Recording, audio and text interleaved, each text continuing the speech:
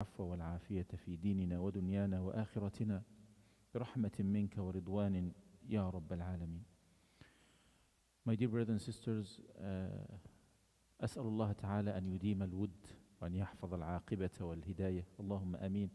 I ask Allah subhanahu wa ta'ala keep our relationship under His shadow up to meeting Him at the day of judgment and keeping us together in the Jannah as He collected us in the dunya, in the masajid and on the way of the ta'ah of Allah subhanahu wa ta'ala.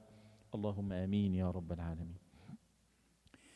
I try to get another topic today, but actually we still need to continue or complete the last topic we talked about last time when we talked about inheriting the deen for the next generations. And actually we talked about Ibrahim ala nabiyina alayhi salatu wassalam and his dua. It was really obvious when he used to say وَمِن ذُرِّيَّتِي يَا رَبَّ الْعَالَمِينَ, what about my offsprings, you know, يَا رَبَّ الْعَالَمِينَ, what about the next generations, and so and so. And Allah subhanahu wa ta'ala gave him the direction.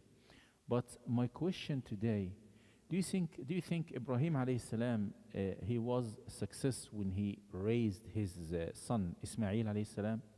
It was a good way? He got a good results in his hand? Absolutely, yes, for sure. Ismail, and we're saying alayhi salam. Got it?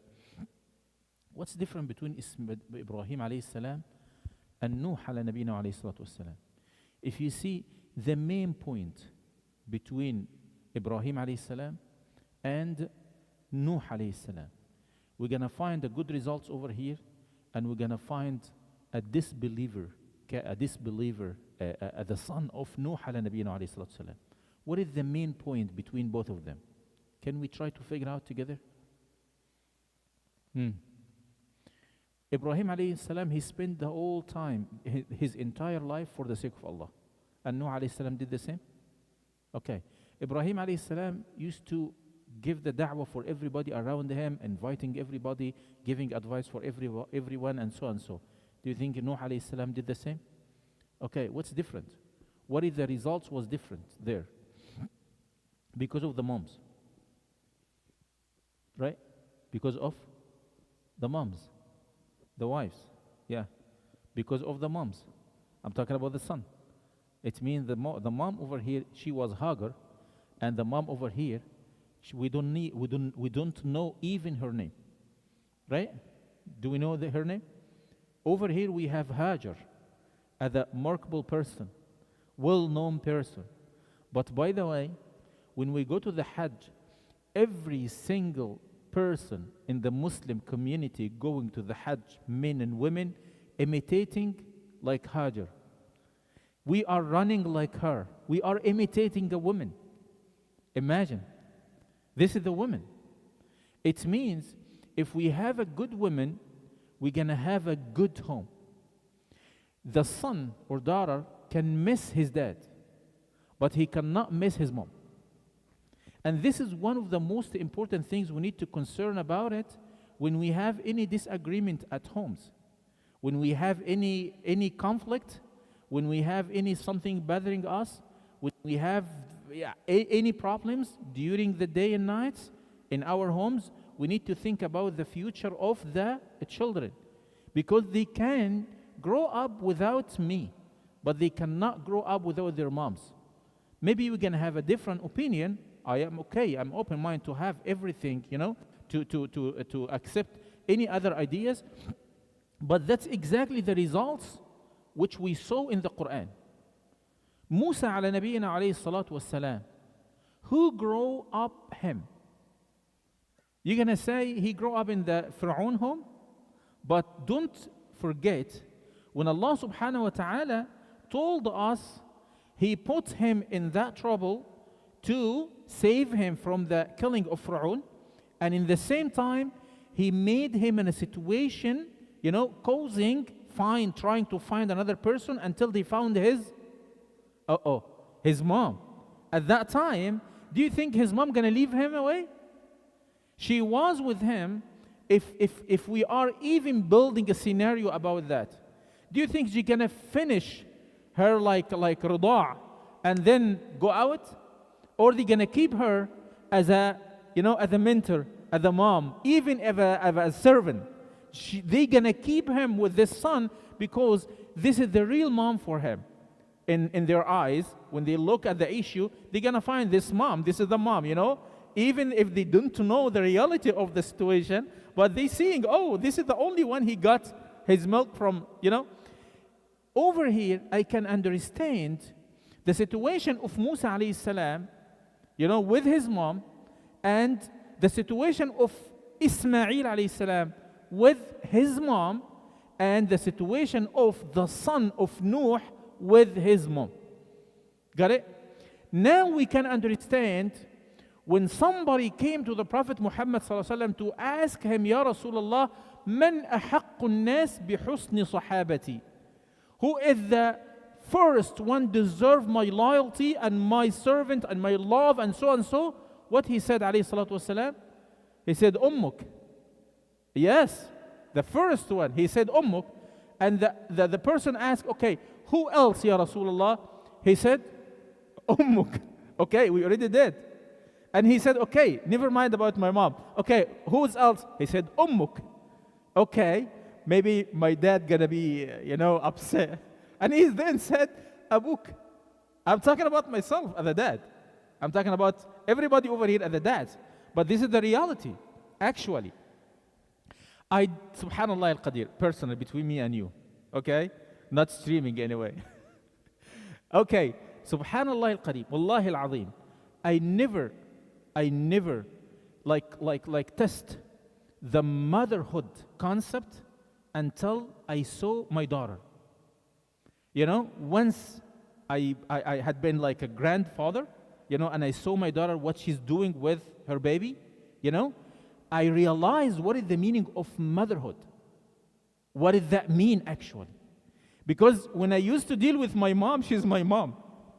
She able to do anything in this world. She's my mom, When I deal with my wife, she's my wife.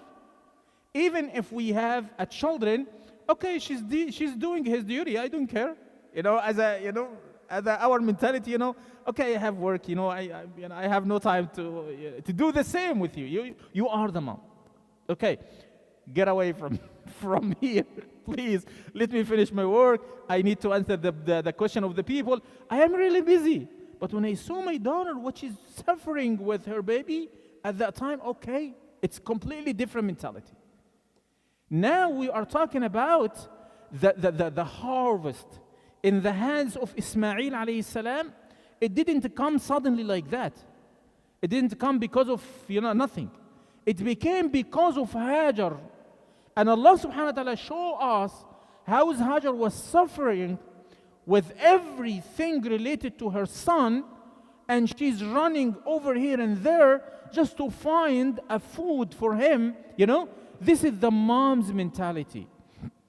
Because of that, as much as we are giving attention to our homes, insha'Allah tabaraka wa ta'ala, for sure we have exception, but this is the rules. As much as we are giving attention to our homes, we're gonna find the results. But anyway, when we look at Ibrahim alayhi salam, we're gonna find the first snapshot, the first how can we say, like, scene of Ismail with Ibrahim. He was raising the walls of the Baytullah with him. It means, imagine how old he was at that time. 15, 16, 17. What about the first 15 years of his life?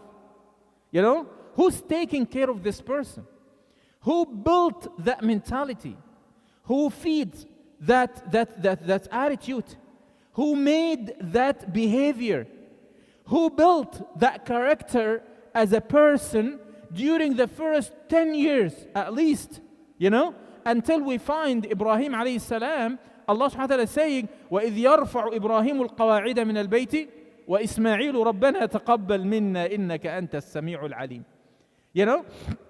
We can see the second, like a seeing or a snapshot over there, when Allah subhanahu wa ta'ala told us the story of slaughtering Ismail alayhi salam. You know, and what's Ibrahim? إني أرى في المنام أني أذبحك قال يا أبت افعل ما تؤمر. This, did you see Ismail with Ibrahim in any other incident of, you know? This is the two points. And when Allah subhanahu wa ta'ala show us Ibrahim with Ismail, he was old enough to deal with the men. But before that, you know, this is the responsibility of the moms. Because of that, sometimes suddenly we are making a decision about the divorce. Because she's bothering me, she doesn't, you know, do so and so and so. And okay, what about the children, my brother? Okay, I will take care of them. Akhi, you cannot. You don't have the ability, you know, you don't have the tools. You're not the right person to do that. She has something, you don't have it. She has the talent. She has the skills. She has something we will never can do the same or even, you know, close to it. Because of that, we need to rethink about the issue 100 times before making a decision. But even the one night you're going to make your children upset or feeling bad because of any kind of disagreement, wallahi al-azim, I'm talking to myself first, you know, we need to rethink about that. Because maybe one action at home, you know, going to change the mind of my son or my daughter. Going to change them, getting them away from the right direction. You know, this is the message tonight we need to learn together. When we saw Ibrahim alayhi salam, you know, showing his dignity with his son, and seeing Ismail alayhi salam, having his legacy because of his dad or whatever, we are seeing both of them as the men dealing together, you know. But what's before all of that, this is a long journey, you know, between the son or daughter with his or her mom. This is the backbone at homes. We need to concern about that. We need to rethink about this issue hundreds of times before making any kind of decision, even the kind of disagreement. For sure, sometimes we need to be, I don't want to say tough, but at least like a strict at homes. Sometimes we need to show something different. But please, we need to concern about the future of the children, because the mom and dad, it's like the two wings at home. If the son or daughter missing one of them, he's gonna fall, he's gonna be down. He cannot fly like the rest of the children in the community. I think our session today gonna be short like that.